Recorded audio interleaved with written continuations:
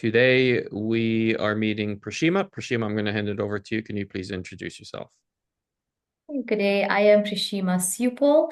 I'm a regional manager of a child protection NGO called the ACVV, which stands for Afrikaanse Christelike Vroue Vereniging. So, as a regional manager at a specific branch called ACVV Peninsula in the Western Cape of South Africa, we in Cape Town. I have 10 social workers and 5 auxiliary workers. So my experience, basically, I studied social work at the University of Cape Town and then was a field social worker in child protection at Cape Town Child Welfare Society. And then I did mediations for Cape Town Children's Court for a few years. And now I'm the regional manager at the organization. Yeah. Okay.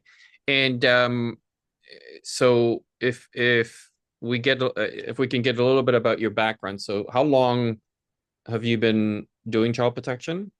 This is now my 12th year in child Okay. protection. So Yeah. so lots and lots of experience, all in South Africa, all in okay. And then um when you've mentioned that you work for an NGO. And Mhm. this is what's often curious for us in the West, is how does child protection function when it's an NGO that you're working for? Because in the West, it's typically you're working for the ministry, or you're working for government, and it's Mm. mandated and so on. So can you give us a flavor of how that works in South Africa? Okay, so in South Africa, we have the Department of Social Development, and that covers then the whole of South Africa. We have 9 provinces. Within the provinces, there's a provincial minister. And the Provincial Minister of Social Development, we are each given different jurisdictions. So it is divided between the department and between the NGOs. We all are mandated by the Children's Act of South Africa. So we are all mandated by the Children's Act to carry out child protection duties. However, the different jurisdictions would either be given by an NGO or given to social development in itself. So, for example, in the Western Cape, that's one of the provinces in South Africa that I'm in the Western Cape, 60% of the service delivery is done by child protection NGOs. So that would be us, ACVV, there's Badisa, there's Child Welfare, and there's Stel Care. Oh, fascinating. Hmm. So okay, so I'm going to use an extremely bad example, but go with me on this. So, Hmm. for instance, here in Canada, where I'm located, you're seeing, for instance, our telecommunication, local telecommunication provider uses outsider associates to deliver the work, and then this not an outsider but an associate. So you'll see Hmm. this associate using their van, but they'll put a sticker of the local provider as I'm working on their behalf. Is that similar to what you're saying? So government, go ahead. So, so our salaries in the NGO for child protection is subsidized by government. So Ah, there's a section in the Children's Act that say that if anyone is carrying out child protection services, it's the provincial minister's duty to pay or subsidize that NGO for those child protection services. So the debate is we don't get the same salary as the department workers. We do the same work, but we don't get the same salary. It's up to the NGO to fundraise to match that salary. However, the climate or the economy that exists at the moment is that not many people want to fund child protection services. They say that it's the government's job. So we sit with that debate. So it's back and forth with government trying to match our salaries. But essentially we are doing the government's work, but our salaries are subsidized by a portion, which is, I think it's about 50% of what the government workers earn. okay, I hear you. So you deliver the same service based Yes. on the same legislation that government workers are okay. Same standards, same everything. Yes, Okay. absolutely. Because there's South African tools, there's a South African assessment tool, which if a case of neglect or abuse comes through, if it's in my jurisdiction, within 48 hours, I'm mandated to send someone out to do an assessment. It's the same children's court that we would go to. So all the resources, I mean, we use the same resources, we do the same work. It's the same legislation. It doesn't differ from NGO to NGO. We get the same training, we get the same paperwork, and we are audited on a well, quarterly, we got to send a report to social development to say this is what we've done with the money that you've given us. And Hmm. then we get audited on that to show that we have delivered services, and it's based on their legislation and their formats. Okay. Thank you for that. So okay, I have a much better sense now of and so um you've done this for 12 years. You said you've done frontline. Mm. Can you give us a flavor of what it's like to be a child protection worker where you're located? So, what are the types of cases? Um what are the challenges? What do you deal with? What would I be if I watched a frontline worker? If I shadowed them, what would I see happening and so on? Okay, so firstly, South Africa is very diverse. Province to province, rural areas to the city, it's very, very diverse. So I think in most countries, I mean, you'll see the wealthy on the one side right next door to, the impoverished. So in the Western Cape, specifically in South Africa, it's what's known as the Cape Flats. So it's a lot of gangs. This was after, like, during apartheid. After apartheid, they had the Group Areas Act. So they would put a certain community together of the same color. They would put them in certain communities that would kind of isolate each community, and that then came in with its own problems. So we're at a point now where within those communities, it's a cycle of poverty, and then comes the violence. So depending on the areas that you work with the Western Cape, you could be in the rural, which is the farmlands, where substance abuse is with alcohol is the big issue. Now when you come more towards the city, that is where we at. I'm in the Cape metropolitan area. We have an influx of foreign nationals. They come in with their own legislation or their own sort of ideals on how a child should be raised. South Africa doesn't allow any corporal punishment. That's been abolished, no abuse on children. And now you come with a foreign nationality of, just say, someone from Northern Africa or Congo, Malawi, where they're allowed to hit the child. Whereas we big about gender-based violence, no harming, no children, no woman. So we've got a lot of laws to protect them. So the struggle that we have in the metropolitan area is physical abuse on children or inappropriate discipline, excessive discipline. The other issues is substance abuse that results in neglect. So meth, which we say here stuck, is big in this country or within this province, and that results in high cases of neglected children. So children not being sent to school, their births are not registered, they do not receive their vaccines. So they're underweight. So that is how we see the amounts of neglect, or the trends or the tendencies of children of neglect. It's usually substance abuse dependent parents. There are cases of sexual abuse. Sexual abuse is usually the alleged perpetrator is known to the child. So it would be either someone within the household or a neighbor. So yeah, those are the trends that we have within our areas. Yeah. So primarily violence against children and substance. And which types of substances? So the big ones is meth and mandrax, and then we have a few heroin dependent users. So those are the three main ones. Look, weed. What is it? Marijuana is now legalized in South Africa. Very Okay. recently, you can use it at home.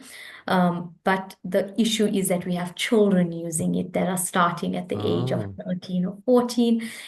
So that's resulting in the children, a lot of them dropping out of school, becoming substance users. So that's sort of like a gateway drug for them. Not to generalize, but they are most parents that are now substance abusers would tell us that they started with smoking marijuana and then that led to other drugs. Because what happens is the drug dealers lace the marijuana with other addictive substances. So when I did a drug test on one of the children who said, I only smoke weed. And when I showed him the results of the drug test, there were other there was heroin in it as well that he tested Mm. positive. And I said, this is how they get you addicted. You trust the person, and then this is what happens. The big issue that we also have with children specifically is that when mothers are taking drugs during their pregnancy, specifically meth, the children are then born underweight, and a lot of them have learning difficulties. So we have a huge amount of children that cannot read or write by the age of grade 6. I think that's like 12 years old. Yeah, 12, 13, just before high school. So what would happen is in the South African schooling system, you're only allowed to fail once per phase. So phase is 3 years. And if you fail once in that phase, you automatically get pushed into the next phase. So children are being pushed from one phase to the next, and they get to the age of like 12, 13, they cannot read and write, and then they drop out of school because they're much older than the other kids. They still cannot read and write. They're much older, and then they live the life on the street being the runners for the drug lords. What makes them vulnerable to that is because we have the Child Justice Act that then says children between the ages of 17 and 14 cannot be criminalized Mm. and do not have criminal capacity. So then the drug lords know this, so they are making use of these children to be their runners, knowing that they're not going to finish school, and this is entice them with a little bit of money per day, and they're going to choose the life on the streets. Okay. It's complicated and It is, yeah. um a bit different than here in Canada and concerning the issues you've identified, Mm. especially around the. So tell us a little bit more about the gangs. How does that Mm. influence how your staff are able to do their jobs? Okay, so in my area, we because it's so community driven. Look, we have little jurisdictions, which is little towns, right? And they're Mm-hmm. all on the borders of each other.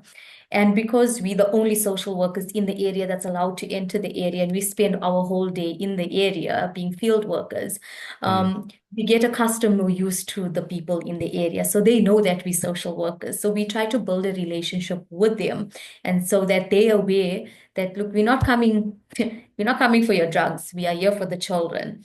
The drugs has nothing to do with us. That's the police's job. Mm-hmm. So we try to establish a sort of rapport with those clients to help rehabilitate the family or to safeguard the children. Because if we have to remove every child that's in a gang area, I mean, that's, I don't know how, like 40% of South Africa or 50% of South Africa. We can't possibly do that. So Mm-hmm. we asking to give us the opportunity to work with the family. All you got to ensure the children are fed, that they are safe, that they get to go to school, that they're under supervision, which is their basic rights. If that is seen to, we will not trouble you. We will put safety plans in place where we will get other caregivers or other adults in the house to assist the parent. We will send them for referrals for drug rehab. But the people that are selling drugs themselves, they are very, what can I say? Like, they protect their household. So the children are somewhat safe there, Mm-hmm. unless there's a hit on that household. So, but because of the way the community is, each gang knows, okay, you can't cross that line and come into my territory. So gang violence is not that prevalent within my area, for example. But an area next door for another organization that they shooting almost every day, those children are unsafe. So what you're hearing from me is, we cannot generalize this in South Africa. And you Mm-hmm. cannot generalize like my jurisdiction to the jurisdiction next door, which is So my area, the Cape Metropolitan, is a bit calmer. Yes, there's gangsters. Yes, there's drugs being sold in the area, but it doesn't, my workers are not, they're not as unsafe as another organization where there's shootings every day, for Mm-hmm. example. Mm-hmm. For example, I will say that when I was a field worker, I was in another area where we had to call someone in the area to ask, is it safe for us to come out? Or are Mm-hmm. they shooting today? And eventually, I think it was October 2013 or 2014. I remember or 2018, it was years ago. But the army was eventually deployed into the area because it was so unsafe. It became like civil unrest because of the shootouts. So it depends on the year, depends on the area. Of what is happening, but if you build a rapport with these gangsters, and then they know who you are, you're not an unknown person, you're safe. Okay. It's quite fascinating, the threshold of intervention and what it is Mm, in different countries and within countries, what mm, what you as an organization that's focused on child welfare, but there is a threshold of what you will get involved with and at mm, what level and so on. Because what you're talking about here, for instance, would be completely different. And so I'm fascinated, and I understand and I hear you and I get it. If you're dealing with such violence and neglect, basic needs is what you're going to focus on. mm. Um, so so the tell us a little bit about the way it sort of the systems work. So how many cases or files would your staff have on average? On average, so it fluctuates between organization to organization. It fluctuates Okay. between provinces. So at my specific branch, each person has between 100 and 130 cases per worker. Okay, And you got to stop there for a second. 100 to 130 cases. and that's a little. Some organizations. What's the time frame? Like, What do you mean? What is that? is that per month, per year? What do you That's just each person's caseload. Like, okay, so for example, so I specialize, so early intervention. So we have four levels of service delivery. You Okay. have your awareness and prevention level that's going out into the community and children's schools, doing child's rights, what is good touch, bad touch, children's rights awareness, child protection, parental rights and responsibilities. Okay, so that's your awareness. Your second level is early intervention. That is when a Form 22, which is a Form 22 is a reporting of an alleged abuse or neglect case. So the workers got 48 hours to go out on a case like that. Based on that, they would then do an assessment to determine if the child is safe, meaning we leave the child there. Safe, but there are threats, meaning we put a safety plan in place and monitor that for a few months. Or unsafe, we remove the child from that environment. Okay. Okay, then it becomes statutory. Then at statutory, obviously that's children's court, in which we've given 90 days to do an investigation for a children's court inquiry. And we try to rehabilitate the family to try to put the child back into the family. Um, should the child, once we finalize a case, if the child is found cannot go back to the family, we put the child in alternative care, which is either foster care or child and youth care center. Okay. And then that's on a 2-year order, and that's renewed every 2 years. After multiple times, we'll eventually do it up until the child is 18, just for stability purposes. Some children are then adopted if the foster parent wishes to adopt, or some children are then reunified, which is your fourth level, to try and get the child back into the parent's care. All right. Mm-hmm. So so that early intervention cases, those workers of mine, there's 8, they have cases up to 150. So those are new cases coming in, cases that they have to monitor and So wait, do. okay, because we got to get the numbers here. Because what you're saying is okay. You have 8 workers. each worker has 100 to 150 cases, and you're saying those get distributed as they come into as referrals. Mhm. So multiply, so you get about 1,000 referrals. No, not per month. Remember, these are ongoing cases because these are Understood. Okay, that's including, what I wanted to clarify. yeah, including court reports, including statutory Okay. work. And then my foster care workers have about 150 each as well. So they're Wow. maintaining that. And that's actually a little. So when I get new workers coming from other organizations and they're like, this is so little. I'm used to like 200 and 300. What? So yeah, it's Okay. so The reason I'm shocked, Prashima, is here in Canada, in Toronto, in the area that I'm in, you're capped at 12 to 20 cases a month. So that's why I'm shocked. Okay, sorry to interrupt. I just wanted to give you no, no. So context. look, we have a population of close to like 70 million people, and we have currently less than 70,000 registered social workers in the country.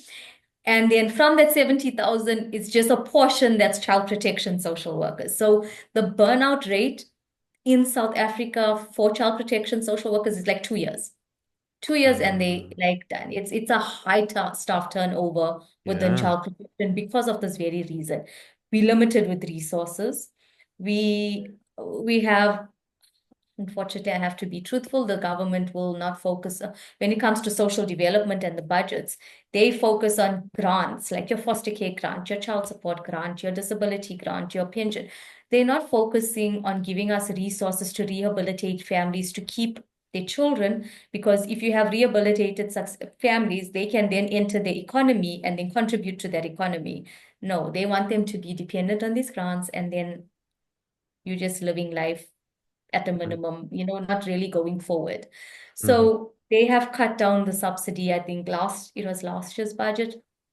Rehab centers have closed down. Shelters for domestic violence, or yeah, for women that have been or gender-based violence, those shelters have closed down.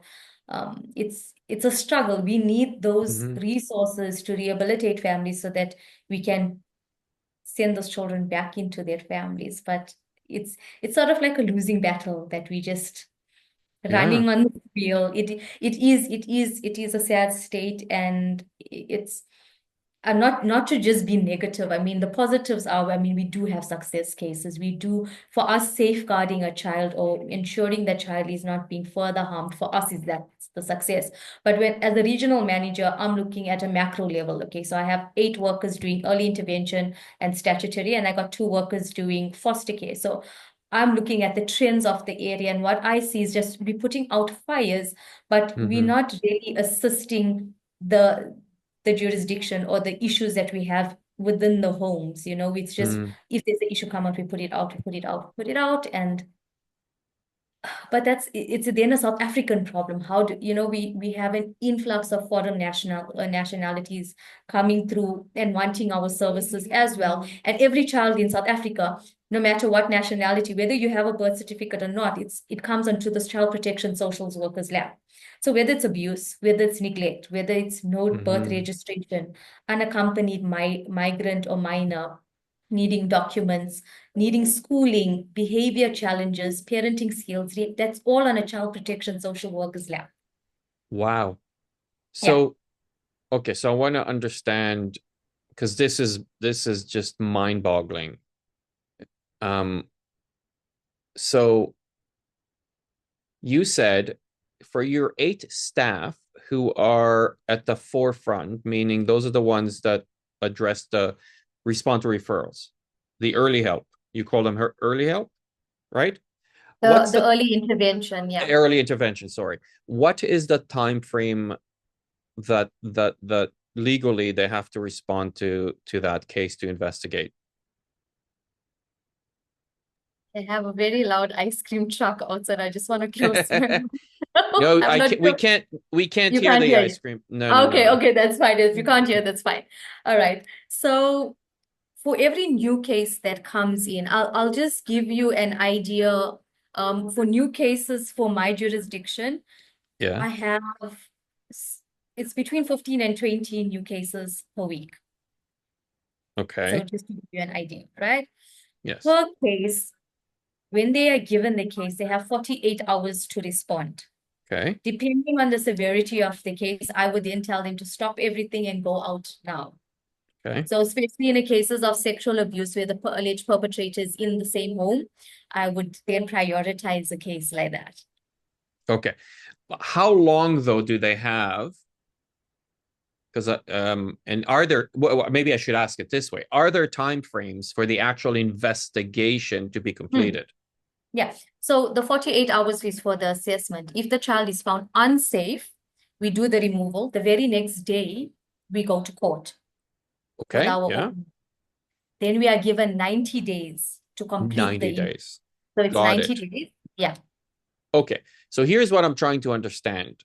And you touched on it a little bit when you said it feels like we're putting fires and we're not getting in depth into how does a worker manage? Because I remember Preshema. So when I was frontline, I remember when I had like 30 cases, I couldn't even keep my anything straight. It was so overwhelming. I how do you even like it was overwhelming. I can't imagine how do your staff do this where they stay focused, connected, spend the time they need to spend with families and children when there are 150 cases? Right. Like So that's, how do you even okay, wait. Let me say it this way. 150 cases, yeah. but each family might have multiple children, correct? Yes. So how Yes. many children? How do you It's, even remember everyone? yeah. So it is a lot. So that is where my job comes in Okay. as the regional manager supervisor. So I have supervision with each worker once a month.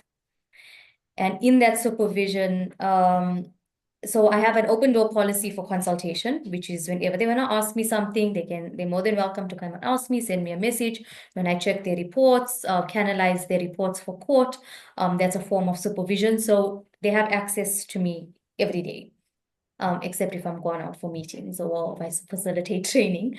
But when I have supervision with them, it's structured supervision where they fill out their agenda, where I see I on the agenda, the first section is all the new cases that I've allocated to them from the previous supervision. I then go through each file. Okay, what happened on that file? Did you go out? And then what was the outcome? What did you put in place? Sort of a thing. Then comes the next section is if there's any removals done, what is the next court date? Then comes all your statutory cases. And then I give them guidance on each case. So when they get to me, they're all over the place, and then I try to connect How them. many hours is that meeting, Prashima? I do about 3 hours per worker. Oh, wow. Yeah, it's Sorry. about 3 hours. Yeah, it's about 3 hours. Wow. Um, just Okay. I actually just did one today, so it's I a whole agenda. I wanna say a huge thank you, given your time constraints, for you even sitting down and doing this. So wait, okay, we got to get this straight. 3 hours per worker. You have eight workers. That's 24 hours a 10. month. I have 10, 10 workers. Eight is early 30. intervention. Yeah. Okay, wait, 1 second. For any So I have, supervisors or managers watching from other places around the world, you step into every month, you do 30 hours of supervision. yes, Oh, that's structured supervision. That's structured, not ad hoc. That's forget they're calling me after hours. This is in the office, structured 30 hours. Yeah. Insane. So that let's forget the WhatsApp messages, the voice Yeah. recordings, the emails, like that is all a form of supervision because sometimes they'll just say, okay, I gave them instructions or guidance, and then they hit a roadblock and they can't think of anything else. So then I'll say, okay, try this or whatever the case may be. So it's it's quite taxing. Look, I'm one of the branches that has the most social workers. Usually, well, by law, let me tell you the law. The law says you're supposed to have 60 case files and you're supposed to have per worker, and that each supervisor should have 6 social workers to supervise. So that Okay. sounds manageable. That's nice on paper. The reality is something else. I mean, double to triple the caseload is a norm in South Africa, and having these many workers to supervise in the NGO sector is normal. So um, that it's a lot on my shoulders. It's a lot of pressure to remember and to help guide them. You know, there are days where I'm like, especially when the people have the same surnames, I'm like, which one is that? Yeah. And yeah, yeah. So it does happen, but I suppose it's a matter of like it's teamwork. We're working together. You know, we're trying to assist. I don't let them go out alone. They go out together, and you know they help buffer each other as well. So overtime, I'm sure there's loads of overtime, Yeah. or So in they're the not NGO allowed. sector, yeah, no, no. So there is overtime, there is after hours, especially if like there's a child that's been physically abused, sexually abused, or there's cases where we have to go. So we got to do within that 48 hours, we got to do a medical assessment.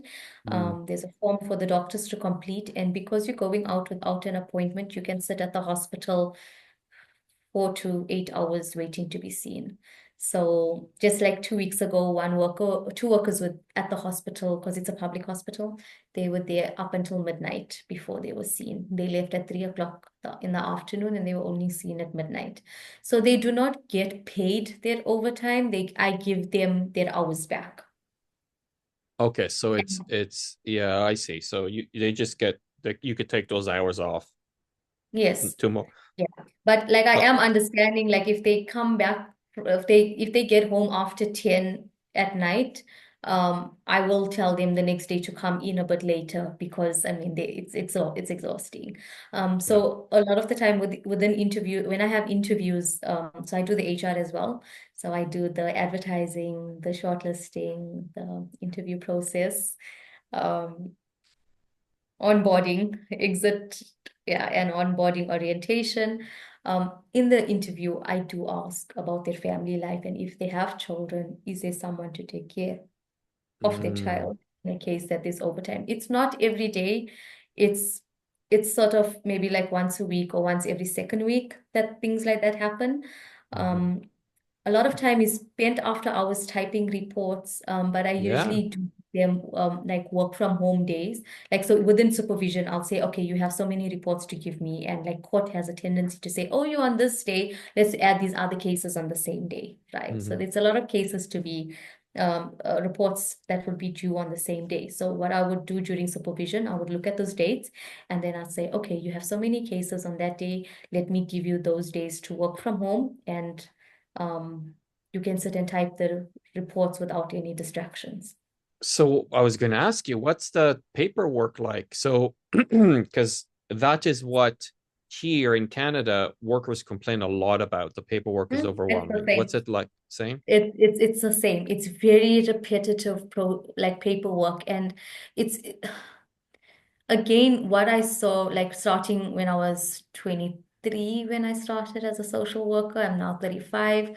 It's every time there's a new form that must be filled in or a different Mm, form. And instead of getting rid of the previous form and amending it, it's added on and added on. And okay. so it's our social work, there's such a huge aspect that just becomes paperwork. Everything is paperwork. And I Mhm. understand to an extent, yes, it's dealing with children's lives, but repeating these processes are it is time consuming. So what our government has implemented now as of last year, April, just within the government, they're still going to roll it out to the NGO sector. I think it's called SWIMS, which is an online kind of system to populate identifying details. And then every other Mm, form, you can automatically populate that onto the next one because they realize there's so many forms that we're filling out that has the same information. And we've got to we first is your intake file. You got to write identifying information. Your right. form 22 to report alleged abuse and neglect. That's identifying details. Again, safety assessment per child. Again, Mm, you're writing that detail.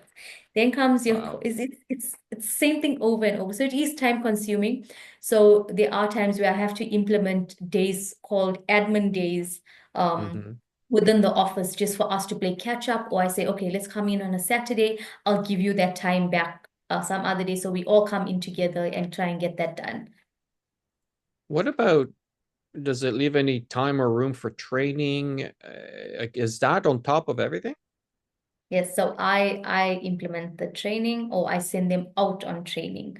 Okay. So I facilitate the training for ACVV. So we have a head office, that's the regional manager from head office, Mm-hmm. and then we have branches in 4 provinces in South Africa. So we have 18 regional managers, one of them, and then we have 4 provinces. I think we have about 53 branches. So I do the Children's Act training and the safety and risk assessment training, which is a 4-day training. So for every new worker coming to ACVV in any of the provinces, they come for that 4-day training. They stay at a place where we book out and they stay there for 4 days. And it's an intensive training that we do. All right. And then um, as a regional manager, I'm mandated or I have to do at least one training session per quarter with my workers. And then on in between, if there's other organizations that I see that's offering training that's beneficial to the staff, then I'll send them for that training. So, like recently, I've sent them for trauma and bereavement counseling training. That was Mm-hmm. 2 days. And I've sent them for sexual abuse counseling as well. Because we're dealing with these children and we're not skilled as child protection social workers to do counseling. We're the Mm-hmm. middleman, we're the statutory people. So we're doing early interventions, we're doing awareness programs and facilitating programs, but not necessarily counseling sessions. So I thought I would just empower them. So in order to attend those trainings, you must ensure that you have no court or your court has been sorted out, so that you can attend those trainings. Yeah. Wow. So on top of all that, there is Preshema sent me to training and I got 150 cases waiting for me when I get back, and I'm 2 days behind now. But they enjoy training because it's a little Oh, bit I'm of sure. I'm sure because it's outside the time office, away. so it's a little of an escape. Yeah, no. Wow. So It's just mind it blowing. is overwhelming. In all these years, nothing has changed in child protection. If anything, it just became more and more of a burden on our shoulders that there's a Yeah. higher population, there's more of a need. I mean, after COVID, it hit us as well. There's more poverty within the communities. I mean, I have now 6 informal settlements. So that's your informal structures put up in a piece of land that's growing and growing.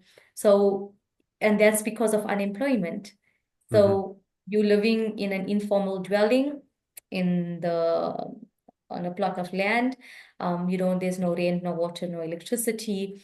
And within hiding in those areas are your drug lords, those are your criminal aspects that there. So my workers have to go into those areas looking for children, looking for people.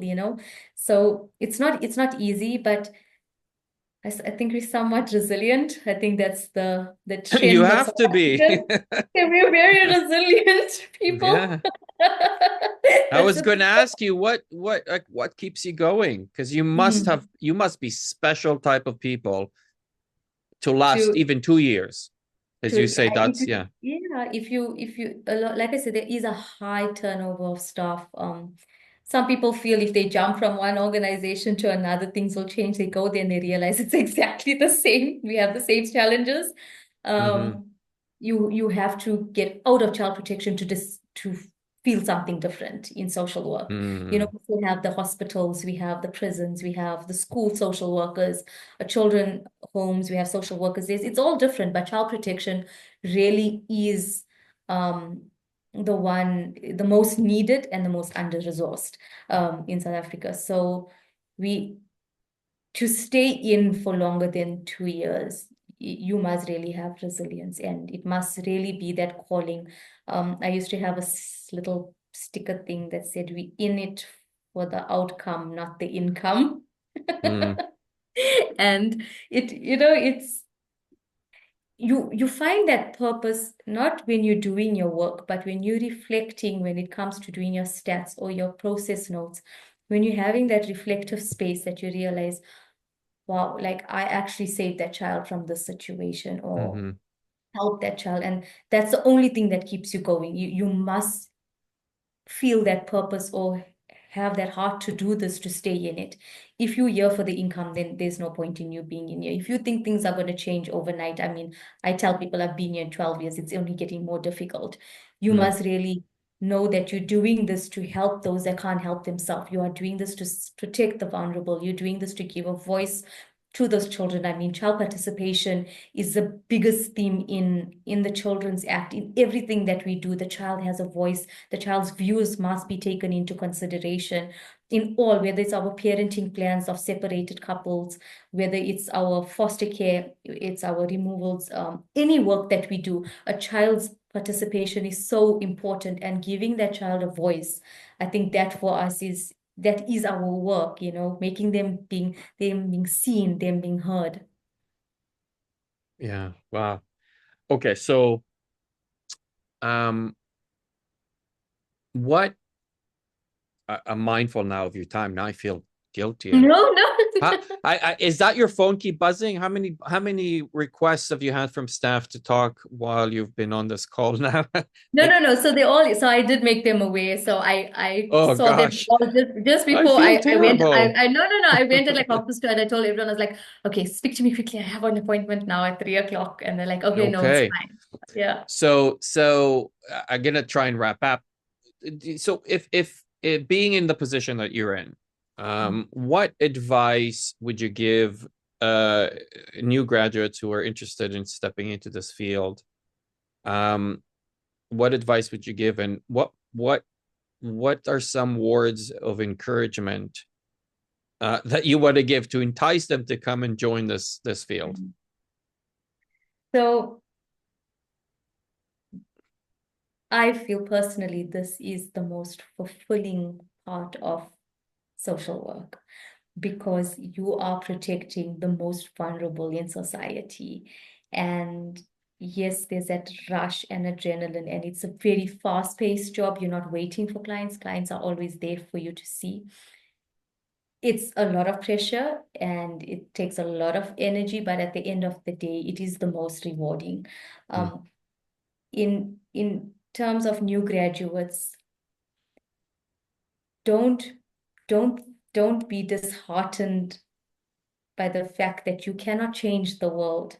You do not have a magic wand. You can advise people, you can equip them with the tools to better their lives. If they're not going to take your advice, that does not mean you're a bad social worker. That does not mean that you didn't do your job. It is the nature of humans. They must be willing to want to make their lives better as long as you have done your part. And that's, I think, that is the most important for new graduates. Reading, you must read your legislation. That empowers you. Knowing what you can and cannot do. Your legislation is very important. It differs from country to country. But if you do not read your legislation and understand it, then you are yourself not empowered. You need to be the expert within your field. And reading is how you become your expert, knowing your legislation. So yeah, for new graduates, it's social work. I mean, just in its whole, you are serving humanity. So yeah, do what you need to do. and I forgot to ask you, is that a requirement to become child protection staff within your jurisdiction? It's a requirement that you have a degree in social work?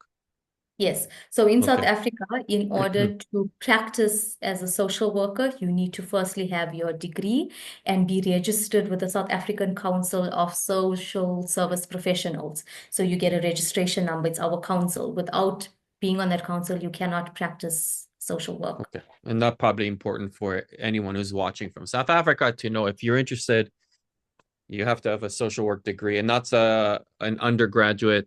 How many years is that in South Africa?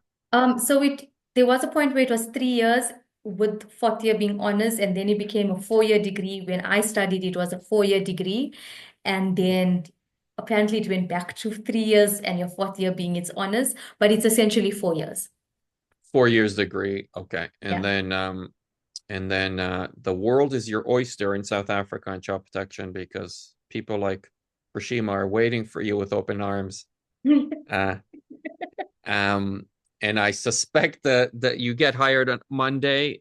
And by 10 a.m. you have a caseload sitting on your desk, right? Well, in most cases, but I broke that at my organization where, Okay. and some of the new workers said, I wish you were my manager when I started. Because what I did was I give 3 days of orientation first before I go Wonderful. into the actual work because I prefer just setting the groundwork. So yes, again, it differs from organization to organization, but I mean, I don't expect people to just start on the day and start working. You need to at least know who we are. You at least make sure you know your legislation. Right. You've been wonderful, and you left me speechless because I did not expect this. But incredibly important for the audience to understand and appreciate how um, how challenging, Mm, especially in South Africa, um, it is, and how hard you and your staff work, mm, and the hours that you give up every single day to do this job. Um, mm. it's just I don't know what else to say. It's just incredible, and thank you for giving up time to speak with me. And Thank you for the opportunity. you've been Yeah. fantastic. I wish you all the best. Thank you so much. Thank you. It was great meeting you. All the best.